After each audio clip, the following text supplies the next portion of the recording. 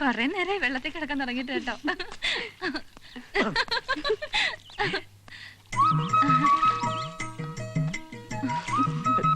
ആ സോപ്പിങ്ങിതാ.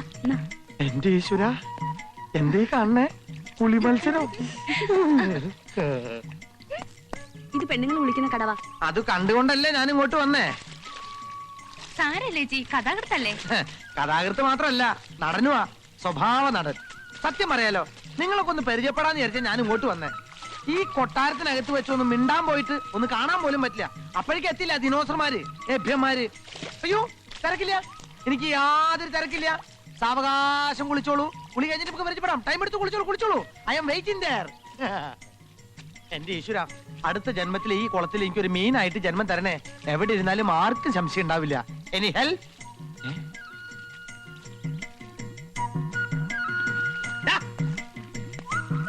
എന്താടോ? സ്ത്രീകൾ കുളിക്കുന്നിടത്ത് തനിക്ക് എന്താ കാര്യം? അതിനെ ഞാനും ചോദിക്കുന്നത്. സ്ത്രീകൾ കുളിക്കുന്ന സ്ഥലത്ത് തനിക്ക് എന്താ കാര്യം? തന്നെ പോലുള്ള കൃമികീടങ്ങൾ സ്ത്രീകളെ ശല്യപ്പെടുത്തുന്നുണ്ടോ നോക്കാൻ വന്നതാ. എന്നിട്ട് കണ്ടു.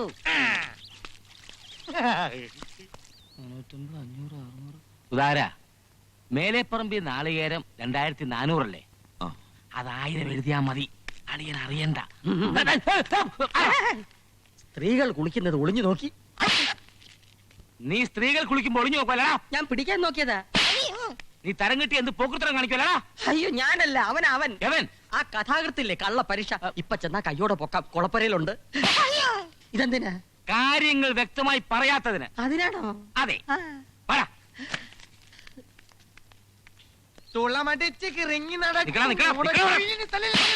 നീ സ്ത്രീകൾ കുളിക്കുമ്പോ ഒളിഞ്ഞു നോക്കലടാ. സത്യമായിട്ട് ഞാൻ സ്ത്രീകൾ കുളിക്കുന്ന ആദ്യമായിട്ട് കാണാ. എന്താ പ്രശ്നം? ഈ തറവാട്ടക്കറി എന്ത് വൃത്തികം കാണിക്കാന്ന് വിചാരിച്ചോടാ. ചോദിക്കാനും പറഞ്ഞു ഞങ്ങൾ ആണുങ്ങളുണ്ടൂടെ. ഹായ്, ഇയാളെ ആണാണല്ലേ? അതൊരു പുതിയ അറിവ് കേട്ടോ. അല്ല, ഇപ്പൊ എന്തിട്ടപ്പോ പ്രശ്നം? സ്ത്രീകൾ കുളിക്കണ്ടേ ഇവൻ ഒളിഞ്ഞു നോക്കി. വൃത്തികേട് കന്നാലി. അപ്പൊ പ്രശ്നം സോൾവ് ആയല്ലോ. നിനക്കൊന്നും പരമേശ്വരൻ അറിയില്ല. ഇനി ഈ വക വൃത്തികേട് തറവാട്ടി കാണിച്ചാൽ പരമേശ്വരൻ ആരാന്ന് നീയൊക്കെ അറിയും. പ്രൊഡ്യൂസറെ അവിടെ നിന്നേ ഒന്ന് രഹസ്യമായിട്ട് കാണണം കേട്ടോ. എങ്ങോട്ടാ? കൊളക്കടവിലേക്ക്. എന്തിനാ? കുളിസിയും കാണാൻ. ആഹാ. അതെ. ഹലോ, എന്താ ഇങ്ങനെ കിടക്കണത്? എഴുന്നേൽക്കണ്ടേ? നേരെ എത്രയെന്നറിയോ? കമോൺ ചേച്ചി. ഇങ്ങനെ അമ്മൂമ്മമാരെ പോലെ കിടന്നാലോ? എഴുന്നേക്ക്, പോയി കുളിച്ച് ഫ്രഷ് ആയി വാ. അമ്മായി വെള്ളം ചൂടാക്കുന്നുണ്ട്. ഒരു സ്റ്റീം ബാത്ത് കഴിഞ്ഞ സംഗതി ഓക്കെ. ദേ, ഇന്ന് കാവില് പോണ്ട ദിവസാ. ഞാൻ വരുന്നില്ല, നന്ദിനി പൊയ്ക്കോ. ദേ യമുന തമ്പുരാട്ടി, എന്നെ ദേഷ്യം പിടിപ്പിക്കരുത്. ഞാൻ പൊക്കിക്കൊണ്ടുപോകും. എന്റെ ആരോഗ്യത്തെ കുറിച്ച് അറിയാലോ. ഇപ്പൊ പണ്ടത്തേല് സുന്ദരിയായിരിക്കണു. So smart. പൊടി ചേച്ചി വരാതെ എനിക്ക് തനിച്ചു പോവാൻ വയ്യ. ഒരു രസം ഉണ്ടാവില്ല. മാത്രമല്ല വഴിപാടുള്ളതാ. വരൂ ചേച്ചി, പ്ലീസ് എഴുന്നേക്ക്. ഞാൻ വരാം. എന്നാലേ ഞാൻ പോയിട്ട് വെള്ളം ചൂടായെന്ന് നോക്കിട്ട് വരാം. ഓക്കെ? സുന്ദരിയുടെ ഒരു ചിരി കണ്ടില്ലേ?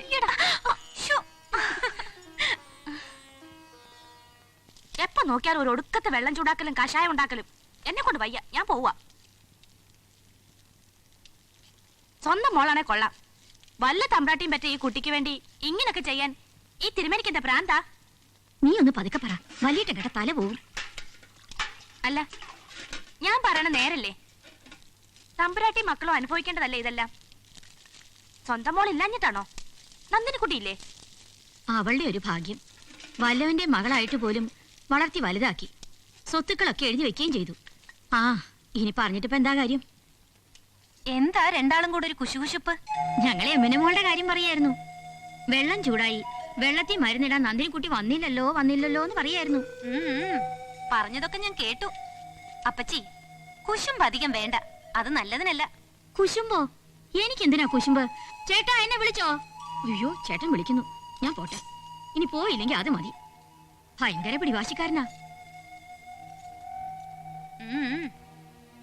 വീട്ടു ജോലിക്കാരി മാത്രം നോക്കിയാ മതി. കുടുംബകാര്യത്തിൽ ഇടപെടണ്ട. അതെനിക്കിഷ്ടമല്ല. മനസ്സിലായില്ലേ? ആ, വെള്ളം ചൂടാവുമ്പോ ഇറക്കി വെച്ചോളൂ. നോക്ക്, കൂടുതൽ ചൂടാവാതെ നോക്ക.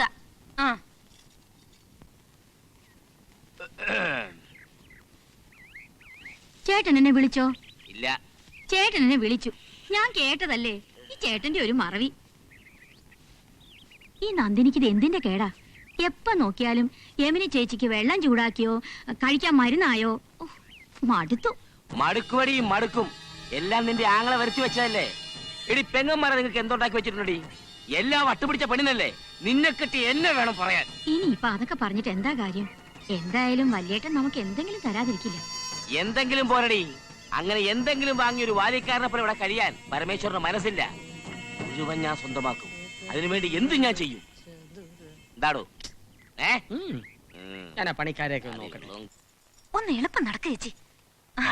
ഇങ്ങനെ പുറത്തൊക്കെ ഒന്ന് ചുറ്റിടുന്ന തന്നെ മനസ്സിന്റെ ഭാരം പകുതി കുറയും. എന്നാ നേരെ കളയണ്ട, പോയിട്ടൊരു.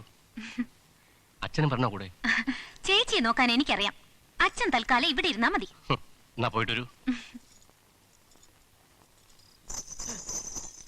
ആരത്? ആരാന്ന് ചോദിച്ചേ? കളി എന്നോട് വേണ്ട. ഞാൻ ആരാണെന്ന് അറിയാമോ? സത്യ, കല്ലൂർക്കാരൻ 5ാമത്തെ അനിയൻ. മേലെ എന്നോട് ഇറക്കല്ലേ.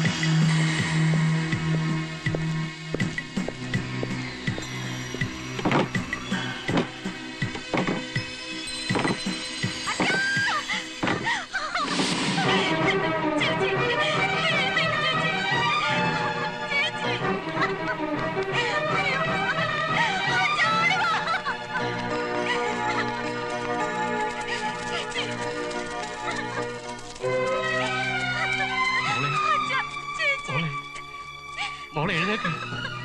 മോളെ മോളെ മോളെ.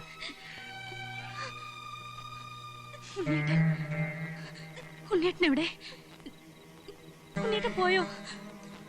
എന്റെ മോള് ദുസ്വപ്നം കണ്ടതാ. മരിച്ചവർ സുഖം ചെയ്തവരാ. അവരൊരിക്കലും തിരിച്ചു വരില്ല. എന്റെ മോള് വാ.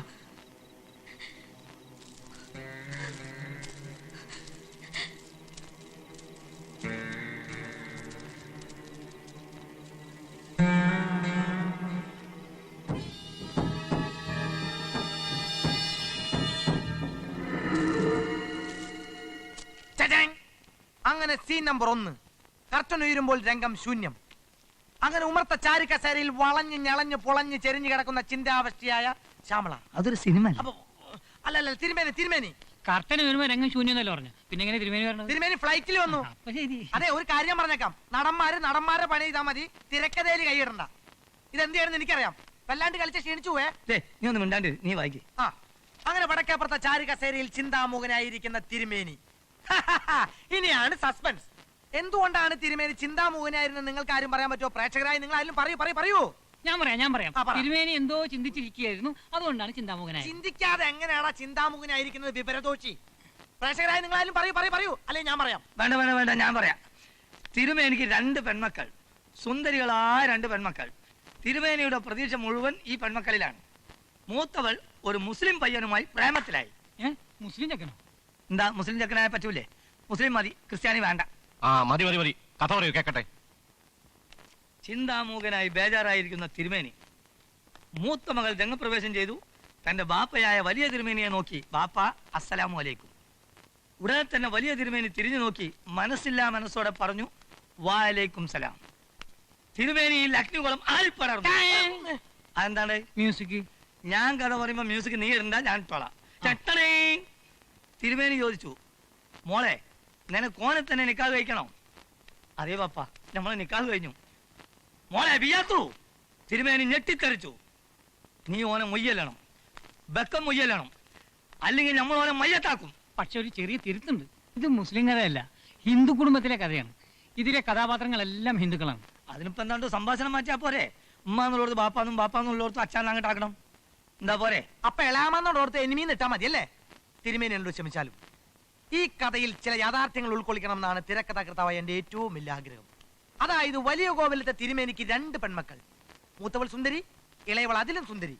കോടീശ്വരനായി തിരുമേനിയുടെ സകല സ്വത്തുക്കളും ഈ പെൺമക്കൾക്ക് അവകാശപ്പെട്ടതാണ്.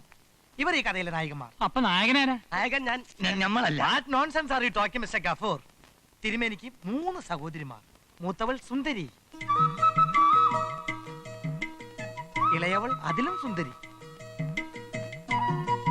അതിലും ഇളയവൾ ബഹത്ത് സുന്ദരി.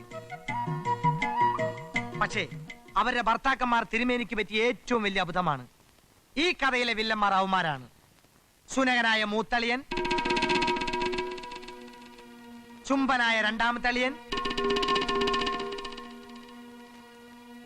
മന്ദബുദ്ധിയായി ഏറ്റവും താഴെയുള്ള അളിയൻ.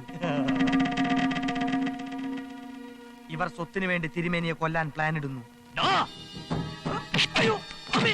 എന്താ ഇത്? അറിയാൻ കേട്ടോ ഞങ്ങളെ പറ്റി എഴുതിയിരിക്കുന്നേ? അതൊരു കഥയല്ലേ? കഥയിലെങ്ങനെ പറഞ്ഞുണ്ടാവും? ഇവൻ മനഃപൂർവ്വം ഞങ്ങൾ കളിയാക്കിയതാ. ഞങ്ങളെ കുറിച്ച് മോശമായിട്ട് എഴുതാൻ ഞങ്ങൾ സമ്മതിക്കില്ല. മതി, കഥ വായിച്ചാൽ മതി. എല്ലാരും പിരിഞ്ഞു പോവുക.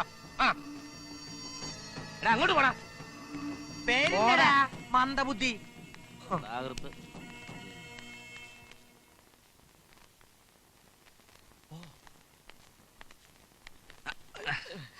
എന്താ പ്രൊഡ്യൂസർ ഇവിടെ? ഹേയ്, ഞങ്ങളൊരാളെ കൊല്ലാൻ വന്നാ. എന്താ? ഈ ഷൂട്ടിങ്ങിന് മുറികൾ നോക്കാൻ വന്നാ. ഇതിലൊരു കൊലപാതകത്തിനുണ്ടേ. കാപ്പി കുടിക്കുന്നോ? എനിക്ക് വേണം. നല്ല ചൂടാ. അത്ര വലിയ ചൂടൊന്നുമില്ല, വായ പൊള്ളാനുള്ള ചൂടുള്ളൂ. എന്താ ഒരു വെപ്രാളം? അതെ, സ്ത്രീകളെ കണ്ട പാലായിട്ട് എങ്ങനെയാ പുളകം കൊള്ളും. എന്താ? ഒന്നുമില്ല, ഷൂട്ടിംഗ് എപ്പോഴാ തുടങ്ങാ? ഉടനെ തുടങ്ങും. എന്താ അഭിനയിക്കണോ? ഓ, ഈ പ്രായത്തിൽ എന്താ അഭിനയിക്കാനാ?